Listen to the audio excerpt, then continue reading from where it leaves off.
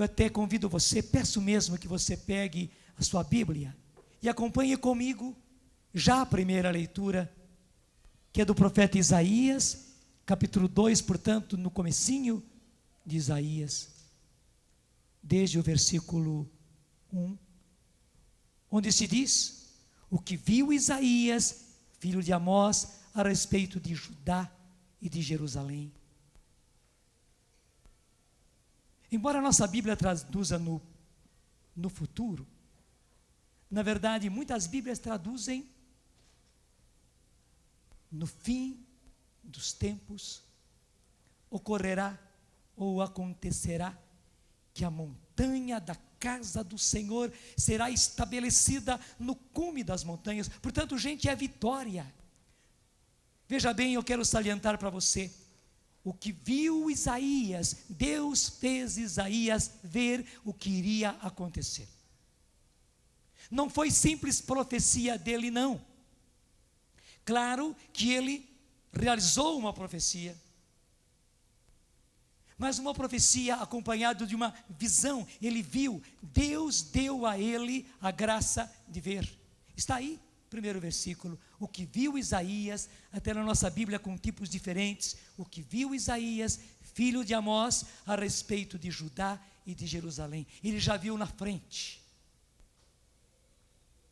No fim dos tempos, acontecerá que a montanha da casa do Senhor será estabelecida no cume das montanhas e dominará as colinas. Gente, é a vitória do povo de Deus, é a vitória da casa de Deus, é a vitória da igreja de Deus. Nós somos os continuadores de Abraão, nós somos descendência de Abraão, segundo a fé, como São Paulo expressa. A igreja de Jesus Cristo, que nós sabemos, é aquela igreja da qual Jesus disse: tu és Pedro, e sobre essa pedra edificarei a minha igreja.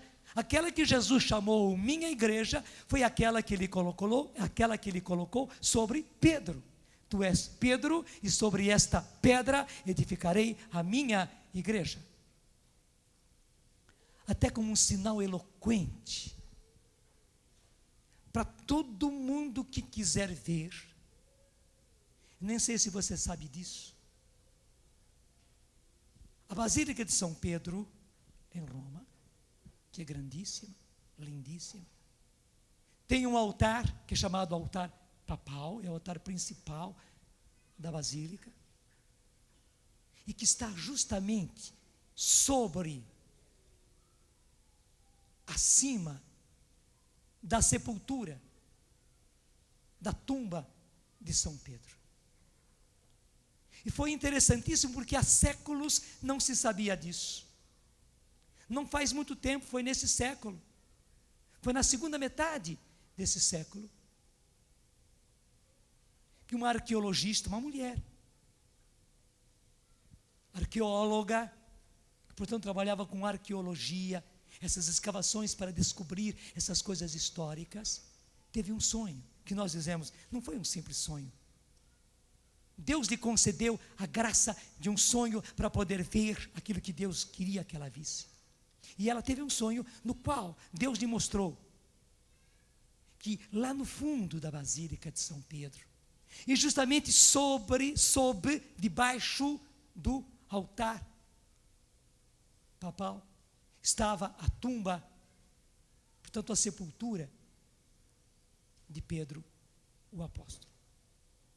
Agora você imagine uma arqueóloga chegar e dizer: eu quero fazer escavações aqui na Basílica de São Pedro, portanto lá por baixo da Basílica, fazer escavações, porque eu tive um sonho. Claro, para isso ela teve que fazer estudos, ela foi buscar documentos, ela reuniu muitos documentos, tudo que indicava que provavelmente a hipótese era muito bem fundamentada de que ali estivesse a tumba de São Pedro. E diante de tudo que ela conseguiu reunir, e veja bem, para ela não era hipótese, mas ela só podia apresentar como hipótese que ali estaria a tumba de São Pedro, ela conseguiu licença de escavar.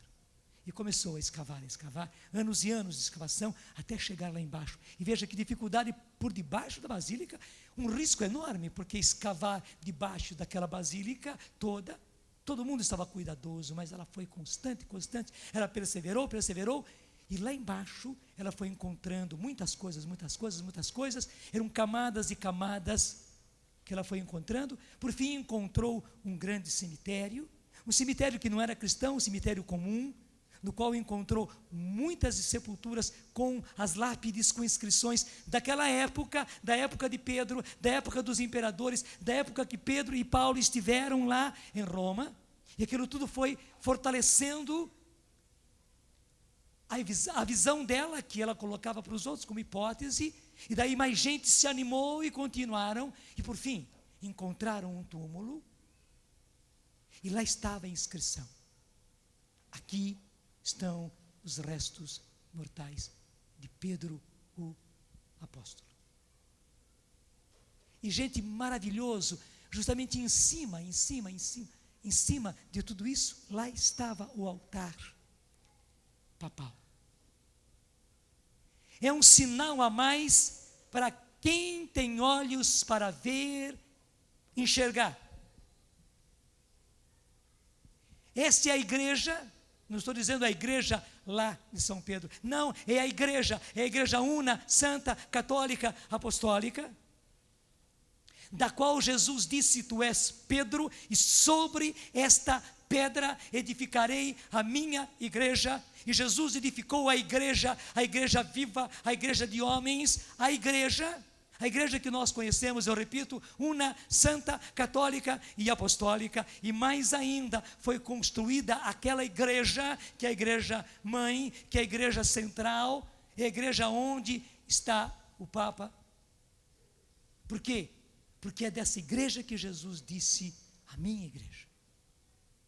Claro que pelo fato de já ter quase 2000 anos, pega uma igreja de 2000 anos, uma igreja construída de pedras, de tijolos, de mármore. É claro que essa igreja se desgasta, porque 2000 anos, gente, é 2000 anos. Pega uma árvore de 2000 anos. A gente vai lá na Terra Santa e encontra aquelas oliveiras do Jardim das Oliveiras. E os botânicos, cientistas, dizem que muito provavelmente é isso, porque um cientista nunca diz porque o cientista é sempre cientista. Então ele diz, muito provavelmente, só que para o nosso coração isso é real, isso é verdade. Eles dizem, existem todas as provas de que essas oliveiras sejam do tempo de Jesus, e que essas oliveiras viram o que aconteceu aqui nesse Jardim das Oliveiras. Porque a oliveira tem uma coisa muito interessante, ela tem um tronco pequeno, inclusive, baixinho, e um tronco que vai ficando cada vez mais nodoso. Nodoso quer dizer cheio de nós. E dali então saem os ramos, que vão dar justamente os galhos e depois as folhas, e daí as azeitonas da oliveira, que produzem o azeite de oliva e produz a azeitona. Portanto, os galhos, esses ramos que partem do tronco, eles se sucedem de tempos em tempos, aqueles galhos caem todos. Mas daquele tronco antiquíssimo surgem novos ramos, uma figura lindíssima da igreja. Só que aquele tronco vai ficando cada vez mais nodoso. Quem já teve a graça de estar na Terra Santa? E todos os anos nós estamos levando peregrinações e mais peregrinações. A nossa agência de peregrinações tem levado pessoas lá. Quem teve essa graça de estar lá, viu, vai poder ver como aqueles troncos são cheios de nós, nodosos mesmo. Mas por que isso? Gente, é uma oliveira de cerca de 2000 anos. Então, faça a comparação. Uma igreja de 2000 anos, eu diria, coitadinha, está nodosa, porque passou por tudo isso, por todos os embates, gente de séculos, quase beirando já a 2000 anos. Mas aí que está o bonito, essa igreja continua firme e forte, ela continua em pé, e o mais lindo, produzindo sempre ramos novos e frutos novos. É só ver a quantidade de santos que essa igreja está produzindo. É uma igreja santa e uma igreja fábrica de santos. E não venha brincar não, dizendo que é fábrica de santos, de estátuas, porque é mentira. E se ela produz estátuas, imagens de santos, é porque ela fabrica, porque ela produz santos, santos, santos. É só ver todas as canonizações que esse nosso último e querido Papa João Paulo II já realizou. Nós vimos agora há pouco Frederico Ozanam sendo beatificado, e logo logo será canonizado. Nós vimos Teresinha do Menino Jesus, proclamada doutora, ela já era santa, proclamada doutora da igreja, e os pais de Teresinha. Também no processo de beatificação, para chegar à canonização, os pais, o pai e a mãe. E o Papa quer mesmo canonizar casais, não somente casados, quer dizer, um homem casado, como era Frederico Ozanam, mas canonizar casais, porque ele sabe que a igreja produziu casais santos. Casais santos. Mas além dos santos canonizados, a igreja produz milhares e milhares de santos desconhecidos, anônimos, que ninguém nunca vai ver aí com um altar, com uma imagem, com um santinho, mas que realmente foram santos, produzidos por esta igreja. E veja, o que a palavra de Deus está dizendo é que haverá uma vitória desta igreja. Até então, mude aí a palavra Sião, Judá, Jerusalém, mude. O que viu Isaías, filho de Amós, a respeito da igreja de Deus, que tem a sua sede em Roma, como aquele templo estava em Jerusalém. No fim dos tempos, acontecerá que a montanha da casa do Senhor será estabelecida no cume das montanhas e dominará sobre as colinas. Todas as nações a ela afluirão. Gente, nós chegaremos a esta maravilha. As nações vão afluir à igreja. Claro, esse espetáculo nós já vemos. A igreja una, santa, católica, apostólica está em todas as partes do mundo, em todas. Não há uma parte do mundo onde a igreja não esteja. Mas vai acontecer também ao contrário. Claro, a Roma você vê rostos de todas as partes do mundo. Gente que vem de todas as nações. É impressionante você ver o número de japoneses e de outros que você, só pelo rosto, não percebe se são da China, se são do Vietnã, mas são daquelas regiões todas orientais. Gente da Índia, gente de todas as partes. Mas muito mais do que isso, a palavra de Deus vai se realizar, e povos e povos e povos que não conhecem o Evangelho, que não conhecem Jesus Cristo, acorrerão, afluirão. Isso vai acontecer. Todas as nações a essa igreja, una, santa, católica, a minha igreja de que falou Jesus, povos e mais povos acorrerão a ela. Povos numerosos por-se-ão em marcha e dirão: vamos, subamos a montanha do Senhor, a casa do Deus de Jacó, a casa do Deus de Pedro, de Paulo, a casa do Deus de João Paulo II. Eles virão, gente, é certeza. Ele mostrará os seus caminhos e caminharemos a sua vereda. Sim, da igreja é que vem a instrução. E é da sede da igreja, lá Jerusalém, aqui Roma, é da sede da igreja que vem a palavra do Senhor. E aí o último versículo, que é o 5, agora a nossa exclamação: vinde, caminhemos à luz do Senhor. Gente, isto vai acontecer. E já nessa primeira segunda-feira, abrindo a primeira semana do Advento, a igreja coloca nos nossos lábios e diante do nosso coração esta palavra, esta visão que Isaías teve. E diga comigo: esta visão de Isaías vai acontecer. esta profecia de Isaías vai se realizar. Nós veremos o triunfo da igreja. A igreja una, santa, católica, apostólica, aquela igreja da qual Jesus disse: a minha igreja, tu és Pedro, e sobre esta pedra edificarei a minha igreja, e as portas do inferno não prevalecerão contra ela.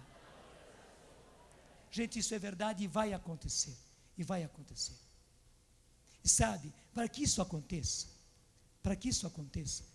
é preciso que muitas e muitas instituições da igreja, que muitas e muitas obras da igreja realizem isto. A Canção Nova é apenas uma obra do Senhor. Eu até diria uma pequena obra do Senhor.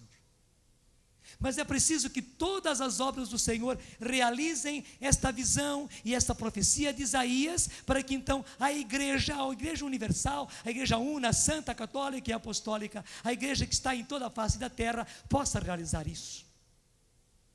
É assim que o Senhor vai realizar esse triunfo da igreja. Eu diria, cada parte da igreja, cada porção da igreja, cada obra da igreja vai realizar isso. Isaías já viu. Me entenda bem, eu não estou dizendo que essa profecia se refira à Canção Nova, mas também se refere à Canção Nova, porque ela é uma partezinha da igreja, ela é uma obrinha, mas é uma obra de igreja. Ela é uma partícula da igreja e ela precisa realizar. E graças a Deus, o Senhor derramou a sua unção sobre ela, derramou a sua unção sobre este terreno, esse território onde nós estamos. O Senhor constituiu esse território onde nós estamos um território eucarístico pobre.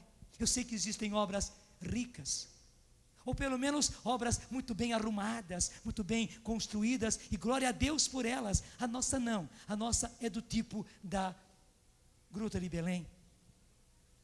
Deixa eu dizer, a estrebaria de Belém, porque Jesus nasceu mesmo, foi numa estrebaria. E Jesus foi colocado numa manjedoura. Você sabe que a palavra manjedoura vem de mangiare? Os italianos usam muito, né, mangiare, que é comer. O que é manjedoura? É o lugar onde o gado come. Isso é manjedoura. É o comedouro, vamos chamar assim, é o comedouro dos animais. Foi lá que Jesus foi colocado. Ele não teve berço. Eu até me alegro que a Canção Nova é assim. Ela é uma gruta de Belém, ela é uma estrebaria. Claro, estamos sempre tentando arrumar e melhorar para receber as pessoas que vêm, os pastores pobrinhos que vêm, e também os reis magos que chegam, porque chegam, como aconteceu lá em Belém, chegam reis magos, mas chega uma multidão de pastores, de gente pobre, de gente simples, de gente humilde, e os pastores que são pobrezinhos, vêm como eles podem, e vêm com as suas ovelhas, vêm.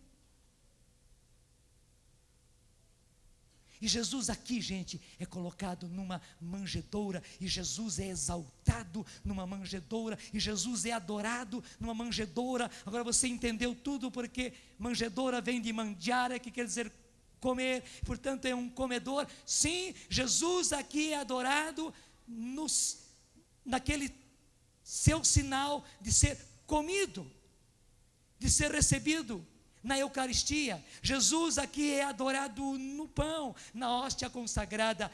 Deus nos concedeu termos aqui um território eucarístico, louvado seja Deus por isso, onde a Eucaristia, onde o pão consagrado, ele é adorado, ele é cultuado, onde nós recebemos, onde nós realizamos cercos de Jericó, onde nós realizamos 48 horas de oração, todos os finais de semana, onde todos os dias nós estamos passando um depois do outro, para adorar o Senhor. E por isso o Senhor age aqui, age. E por isso o Senhor dá eficácia ao trabalho que fazemos aqui, que fazemos nesse rincão, que fazemos nas nossas assembleias, nas nossas reuniões, nos nossos cursos, que faz nos nossos acampamentos, faz. O Senhor que realiza a sua obra através da nossa rádio, que vai pelo Brasil inteiro, está fazendo através da nossa televisão, está, gente.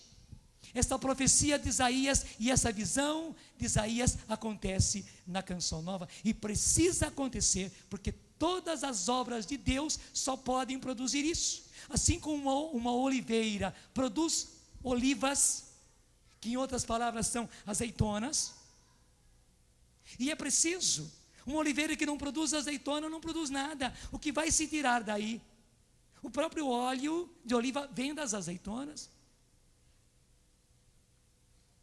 Ao mesmo tempo, uma vinha precisa produzir uvas. Precisa produzir uvas. Gente, as obras de Deus, as obras da igreja precisam produzir a obra de Deus, a obra da igreja.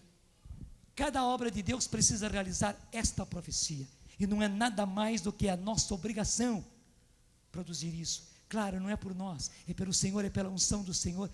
E a nossa responsabilidade é tão grande de realizar isso, mas graças a Deus nós estamos vendo o Senhor realizar ao pé da letra esta palavra. Até mesmo no lugar geográfico, físico, onde nós estamos, aqui no alto de uma montanha.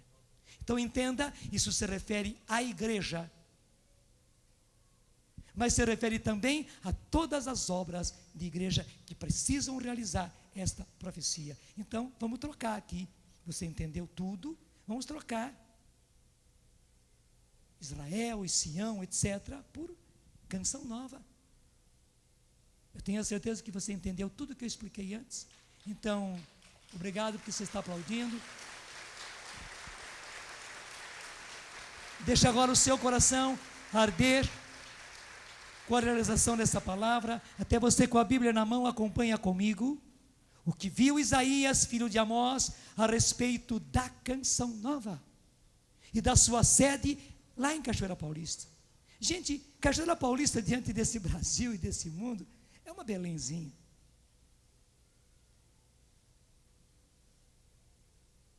E aqui o Senhor quis estabelecer a sua gruta, a sua manjedoura, a sua estrebaria, o seu estábulo. Bendito seja Deus. Acontecerá nos últimos tempos que a montanha da casa do Senhor, veja onde nós estamos, que dureza subir esse morro, não é verdade? Quem sobe a pé, que o diga. Acontecerá nos últimos tempos que a montanha da casa do Senhor será estabelecida no cume das montanhas e dominará sobre as colinas. Todas as nações a ela afluirão, povos numerosos pôr-se-ão em marcha e dirão: vinde, subamos a montanha do Senhor, a casa do Deus de Jacó. Ele mostrará os seus caminhos e caminharemos pelas suas veredas. Porque da Canção Nova é que vem a instrução. Eu antes disse igreja. Nós somos uma parte da igreja, precisamos dizer, porque é da Canção Nova que vem a instrução, que vem a doutrina, que vem a palavra do Senhor. Sim, e repete o versículo, a continuação desse versículo, e é de lá, é da sede onde o Senhor estabeleceu a Canção Nova, é da sede. Vem dos seus transmissores, vem das suas antenas, vem dos seus livros, vem dos seus acampamentos, vem das suas pregações, vem dos seus trabalhos, vem, de lá vem a palavra do Senhor.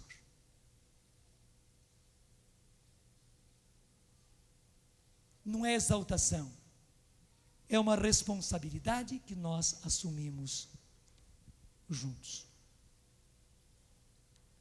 E veja, o Senhor colocou sobre a montanha ainda uma antena para atingir o Brasil inteiro. É ou não é um milagre? Foi numa missa de libertação que eu anunciei isso a primeira vez, e quem estava aqui naquela ocasião aplaudiu. Muita gente viu pela televisão, muita gente viu pelo rádio, ouviu pelo rádio. E gente, está se tornando cada vez mais realidade, e eu tenho a certeza. Daqui vai brotar uma programação toda, que vai pelos céus do Brasil, irá pelos céus do Brasil. E nós teremos, porque hoje, graças a Deus, nós temos uma geradora, nós teremos uma multidão de retransmissoras espalhadas pelo Brasil, além de termos televisão a cabo, porque as televisões a cabo estão se interessando cada vez mais. Além disso, porque estamos com o sinal do satélite, todos os que têm antena parabólica poderão pegar. Para quê? Para que mais gente, para que os ricos, para aqueles que só veem TV a cabo, porque querem ver também as coisas do mundo, para que aqueles que vêm pela parabólica, porque não querem ver apenas as poucas que podem ser vistas na sua cidade, mas querem ver todas as possibilidades. Então quem pode ter uma antena parabólica, até quem é muito pobre, está num lugar muito afastado, onde não tem nenhuma transmissora de televisão, então pôs uma antena parabólica para poder ver a televisão, para que todos eles possam ver, e simplesmente quem apenas tem um televisor, até pequenininho, branco e preto, possa ver, mas não vai ver apenas uma televisão, vai ver isso que está aqui. É de lá que virá a instrução, é de lá que virá a doutrina, é de lá que virá a palavra do Senhor, é de lá que virá a cura, é de lá que virá a libertação. Por isso, vinde, caminhemos à luz do Senhor. Mas me deixa dizer uma coisa muito dolorosa, mas que só aumenta a nossa responsabilidade, que é isso. De acordo com o evangelho de hoje, nós estamos diante não de um servo doente do centurião romano. Nós estamos diante de um mundo doente. Nós estamos hoje diante de um mundo doente. Nós estamos celebrando hoje, no mundo inteiro, o Dia Mundial de Prevenção da AIDS. E é justo que nós nos unamos a isto, porque a humanidade está sendo destruída pela AIDS. Gente, é um morticínio que está acontecendo. Você vai ver pelos dados, é o morticínio que está acontecendo, e muita gente não abriu os olhos. Só que é evidente, a nossa prevenção tem que ser totalmente diferente. A nossa prevenção só pode ser diferente. Mas eu quero dizer, não é apenas por causa de AIDS que o nosso mundo está doente, não. O nosso mundo está muito mais doente por causa da corrupção, por causa da impureza, que é a causa de AIDS. O mundo está doente por causa da depravação. O mundo está doente porque o amor tem se esfriado na face da terra, tem. O mundo está se tornando um deserto porque as pessoas não se amam, porque as pessoas se tornaram egoístas, porque as pessoas se tornaram simplesmente materialistas e querem cada vez mais dinheiro, cada vez mais coisas materiais, cada vez mais bens, e as pessoas não olham para mais nada. Elas querem ter, querem avançar, querem pisar por cima da cabeça dos outros para terem. Um mundo que virou de perna para o ar, porque os valores hoje são totalmente opostos. Gente, quem é que ganha mais neste mundo? E quem é que ganha mais neste país? Eu não estou contra nada e contra ninguém. São simples esportistas, futebolistas, artistas, que fazem esse papel, que fazem aquela novela, que jogam bola aqui, que no fundo é jogar bola, como qualquer moleque joga, e também gente idosa joga. Mas os que mais ganham dinheiro nesse país e nesse mundo, e as fábulas de contratações que se fazem, gente, não são os cientistas, não são os que estão tentando salvar a humanidade, não são os professores, não são os estudiosos, não são os que evangelizam, que recebem mais dinheiro, não são os bons. Não é uma Teresa de Calcutá que ganha mais dinheiro na face da terra, não. Nem as irmãzinhas dela, não. Uma inversão. Nós estamos com o mundo de perna para o ar. Estamos. Não resta dúvida. Nós estamos num mundo de corrupção. Não apenas num país de corrupção. Nós estamos num mundo de corrupção. Estamos. Portanto, um mundo doente, gente. A miséria que está aí tem uma causa, a corrupção. A corrupção dos que detêm o poder, dos que detêm o dinheiro, dos investidores. A miséria, as doenças, a falta de escolas, a falta de hospitais, a falta de remédios, a falta de empregos tem uma causa, é a corrupção deste país e desta humanidade. E é preciso dizer as coisas as claras. No fundo, nós não estamos atacando a ninguém, estamos apenas mostrando a verdade. E é preciso que cada um vista a carapuça, mas o triste é que aqueles que deveriam realmente colocar a carapuça, eles poucos se incomodam porque são descarados mesmo, porque são egoístas mesmo, porque são materialistas mesmo, porque são egoístas mesmo, porque pouco se lhe importa aos outros, eles só vivem para si e para ganhar cada vez mais, cada vez mais, cada vez mais, cada vez mais. Estamos diante de um mundo doente. Um mundo onde as pessoas se revoltam porque crianças morrem sem auxílio, doentes, mas tudo isso tem uma causa. O pior é onde as pessoas se revoltam contra Deus, como se Deus fosse o culpado. Mas a culpa não é de Deus, a culpa é da corrupção e daqueles que abraçam a corrupção, daqueles que são os corruptos. São eles. São eles. Gente, o evangelho de hoje você viu bem. Aquele centurião se chega a Jesus e diz: Senhor, o meu servo está doente, deitado em casa, paralisado e sofrendo terrivelmente. Gente, não é mais um servo, é um povo inteiro, é um mundo doente. E o que é que disse Jesus? E aí a beleza da tradução da nossa Bíblia,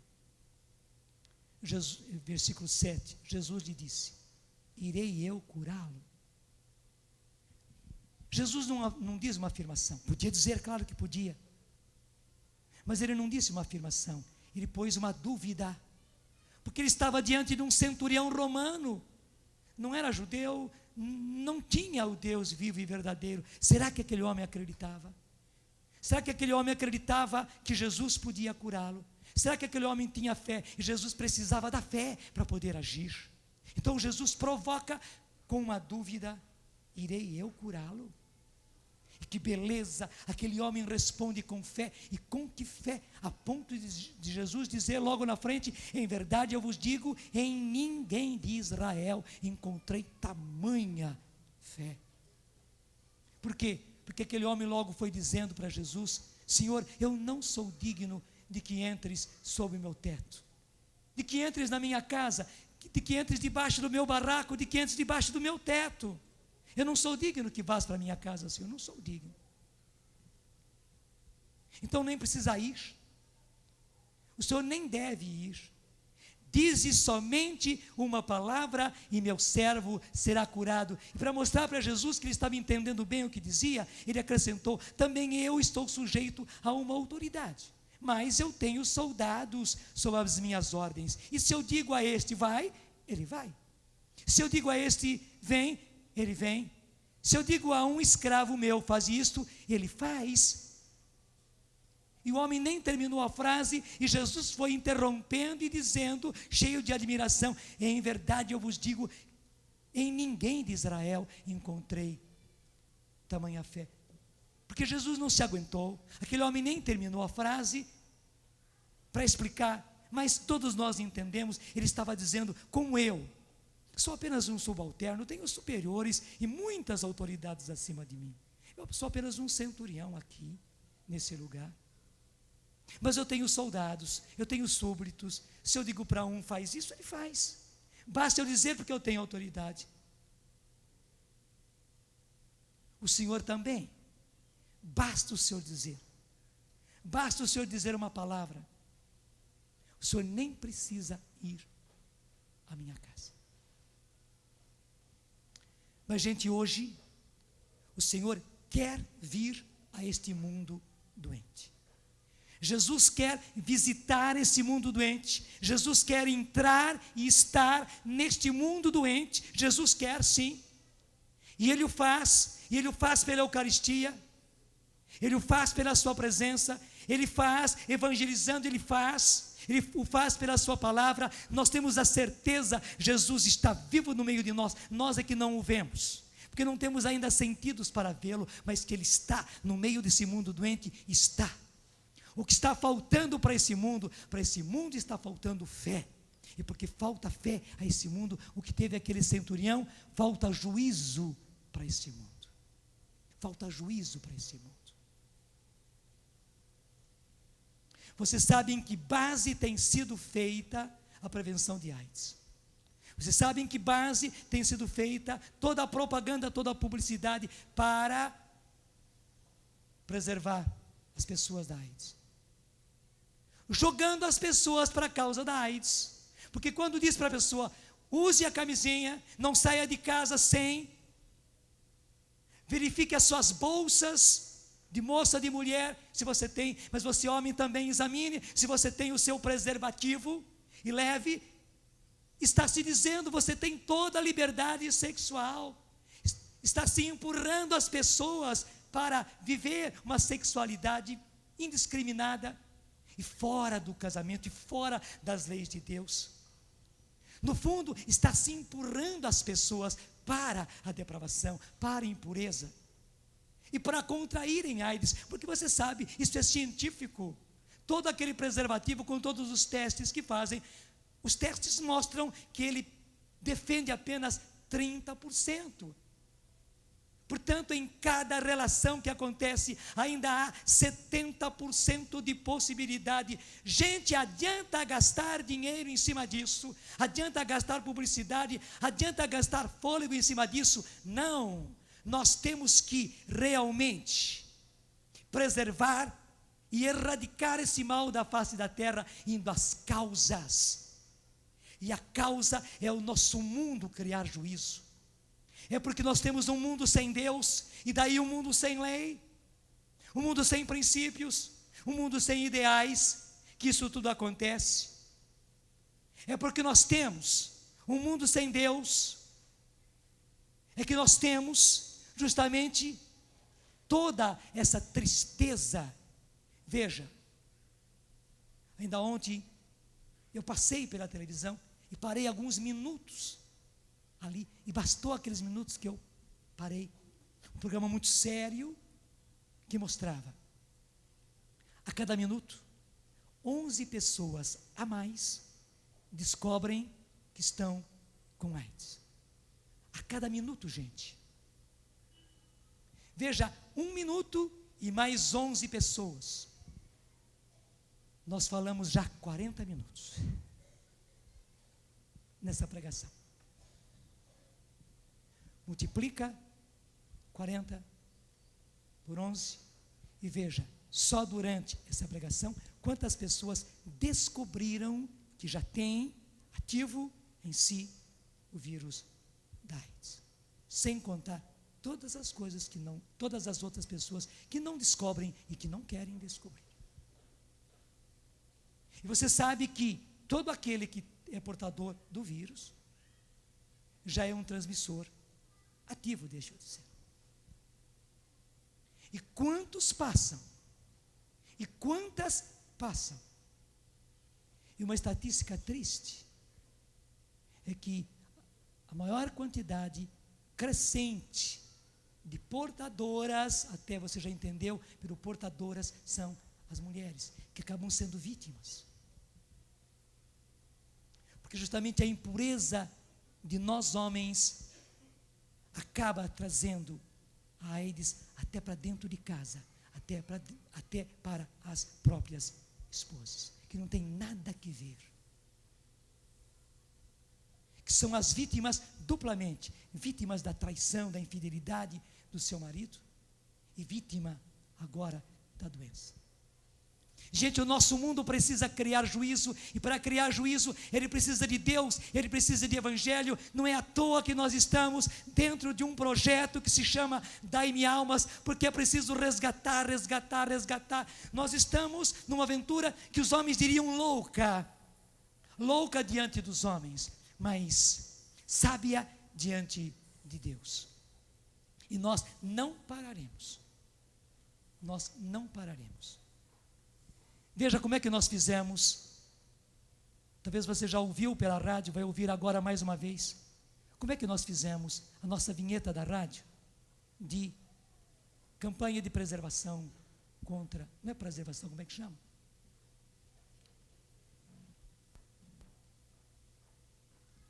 Não faz mal, logo, logo vai aparecer aí. Vai ser importante você escutar. Como é que na rádio nós estamos falando? As nossas vinhetas falando. Põe para nós a vinheta aí para todo mundo escutar. Também aqui no Rincão. Não só na rádio, não só na televisão. Um alerta para o sentido da vida. A toda hora, as estatísticas sobre o número de aidéticos nos surpreendem. Definitivamente, AIDS hoje é um problema de todos nós. É preciso prevenir, e prevenir também é libertar-se. Libertar-se das drogas, viver a castidade e lutar por uma vida em santidade. 1º de dezembro, Dia Mundial de Combate à AIDS.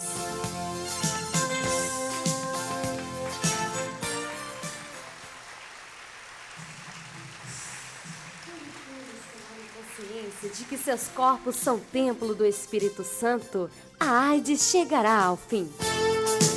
Ame a vida, fuja do pecado que leva à morte. 1º de dezembro, Dia Mundial de Combate à AIDS.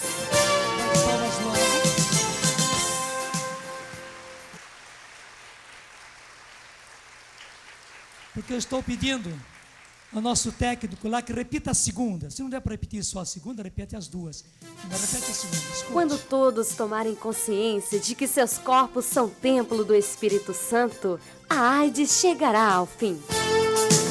Ame a vida, fuja do pecado que leva à morte. 1º de dezembro, Dia Mundial de Combate à AIDS.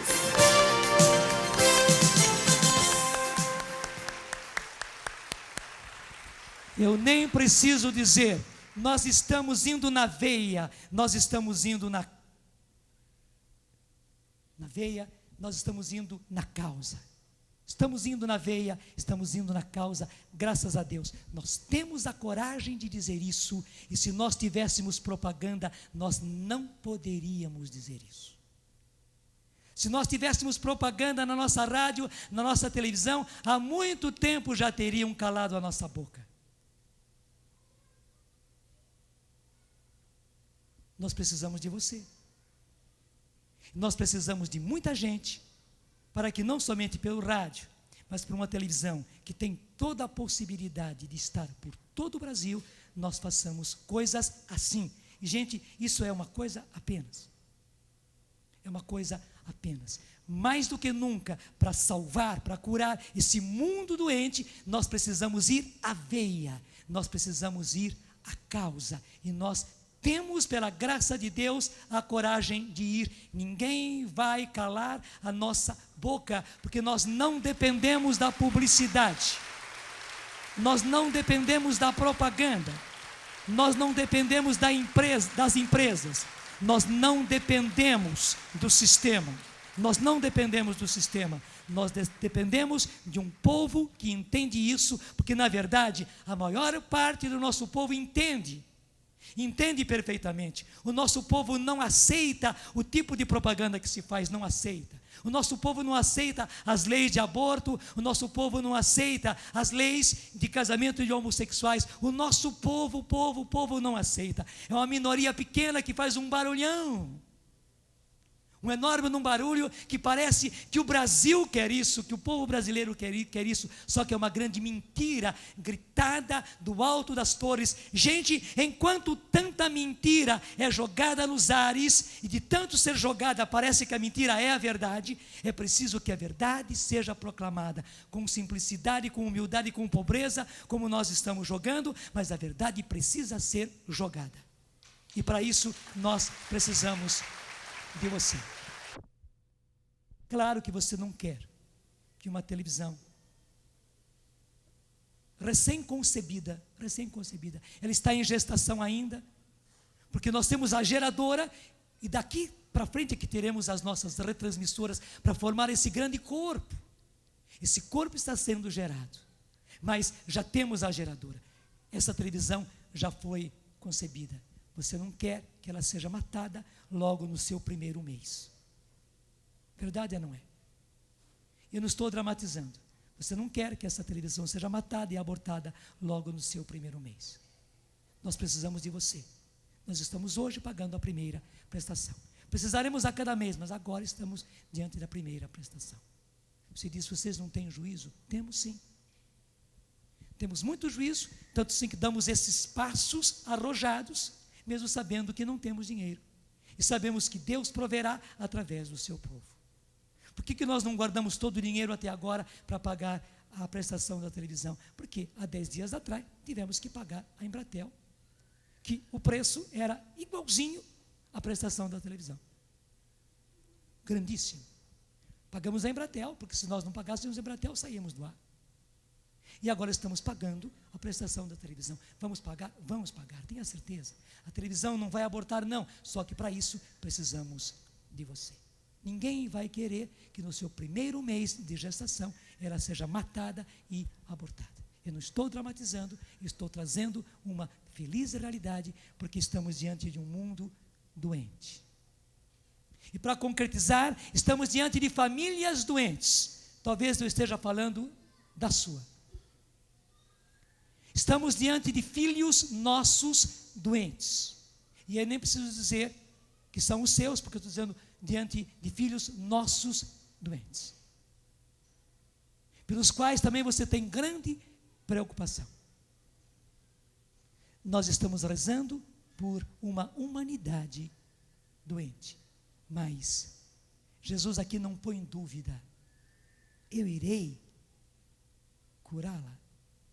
Não, Jesus não põe em dúvida, porque Ele sabe que somente Ele vindo e intervindo na face da terra agora, é que tudo vai ser mudado. E vai ser mudado, gente. Jesus está decidindo, eu vou e vou curar. Eu vou e vou curar este mundo. E porque Jesus se decidiu, nós nos decidimos por Ele. Porque Jesus está gritando, dai-me almas, nós vamos à frente trabalhando para dar as almas para eles, para Ele. Ele vai salvá-las. Nós apenas vamos à frente para entregar todas essas almas a Ele. De modo especial, nós temos aí 100 milhões de jovens do Brasil que precisam ser atingidos pela verdade, porque de maneira especial os nossos jovens estão sendo enganados pela mentira que os está levando para a morte. Que os está levando para a morte. Deixa eu dizer uma coisa só. O que quer dizer a palavra dizimar? Dizimar vem de dízima, que vem de 10, porque antigamente era assim.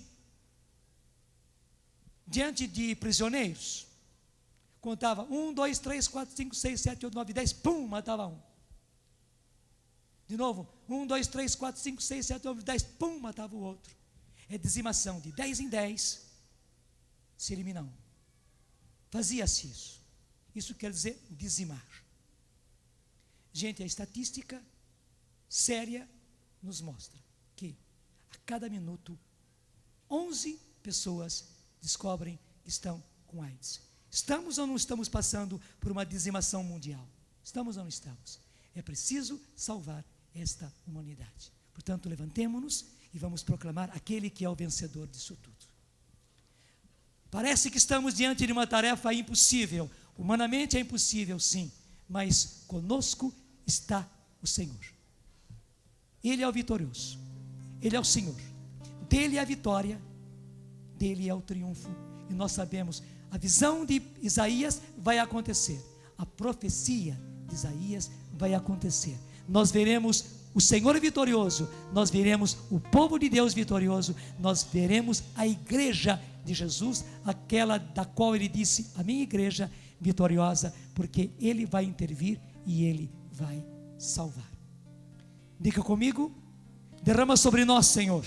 Derrama sobre nós, Senhor, o teu sangue precioso. O teu sangue precioso. O sangue da tua cruz. O sangue da tua cruz. E defende-nos. E defende-nos contra todo ataque do inimigo. Contra todo ataque do inimigo. Nesse momento especialmente. Nesse momento especialmente. Quando o Senhor quer nos libertar. Quando o Senhor quer nos libertar. E nós como igreja. E nós como igreja. Empunhamos a arma. empunhamos a arma da oração de libertação, da oração de libertação, para sermos salvos, libertos libertos das garras do inimigo. das garras do inimigo. Vem, Senhor, em nosso auxílio, Vem, Senhor, em nosso auxílio e guarda a nós e a nossa família, e guarda a nós e a nossa família, nossa casa e nossos bens, nossa casa e nossos bens, contra todos os ataques do inimigo. contra todos os ataques do inimigo, Que as revanches dele que as revanches dele não nos atinjam. não nos atinjam. No nome do Pai, do Filho e do Espírito Santo. Amém. Amém. Nós te exorcizamos, quem quer que sejas, levanta a sua mão direita. Espírito imundo, poder satânico, horda do inimigo infernal, legião, assembleia ou seita diabólica, em nome e pelo poder de Jesus Cristo nosso Senhor, ser extirpado e expulso da igreja de Deus, das almas criadas à imagem de Deus e resgatadas pelo seu sangue precioso, pelo sangue precioso do Cordeiro Divino, nosso Senhor Jesus Cristo. Ser expulso e extirpado das nossas casas, das nossas famílias, dos nossos filhos,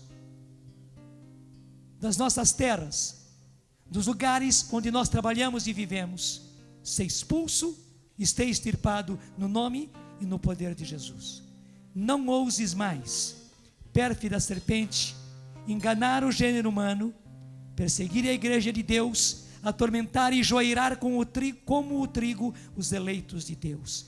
Ordena-te o Deus Altíssimo, a quem em tua grande soberba pretendes ainda te igualar, o qual quer que todos os homens se salvem e cheguem ao conhecimento da verdade. Ordena-te Deus Pai, ordena-te Deus Filho, ordena-te Deus Espírito Santo,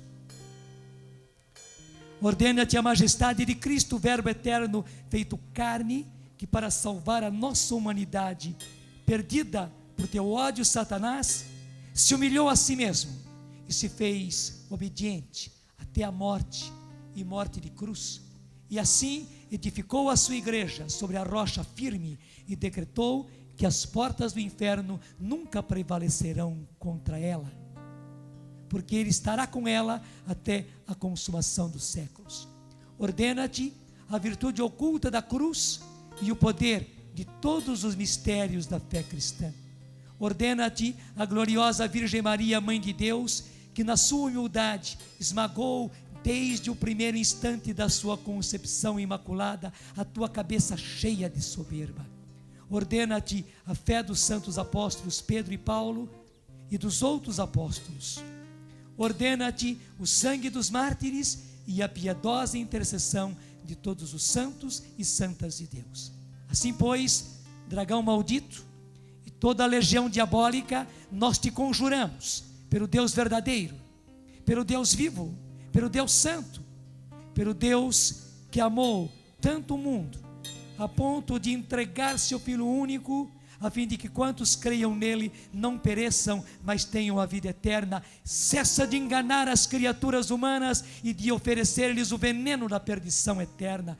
Cessa de fazer mal à igreja de Deus e de armar laços à sua liberdade. Cessa de fazer mal às nossas casas, às nossas famílias, aos nossos filhos, aos nossos trabalhos, ao lugar do nosso serviço. Cessa de fazer mal às nossas terras, às nossas plantações, às nossas criações. Vai-te embora, Satanás, inventor e mestre da mentira, inimigo da salvação dos homens, e dá lugar a Cristo, em quem nada encontraste das tuas obras. Dá lugar à igreja una, santa, católica e apostólica, que o próprio Cristo adquiriu com o seu sangue precioso. Abaixa-te sob a mão poderosa de Deus, treme e foge à invocação que fazemos do santo e terrível nome de nosso Senhor Jesus Cristo, a quem os infernos temem e a quem estão sujeitas as virtudes dos céus e as potestades e as dominações, a quem os querubins e os serafins louvam num concerto sem fim, dizendo: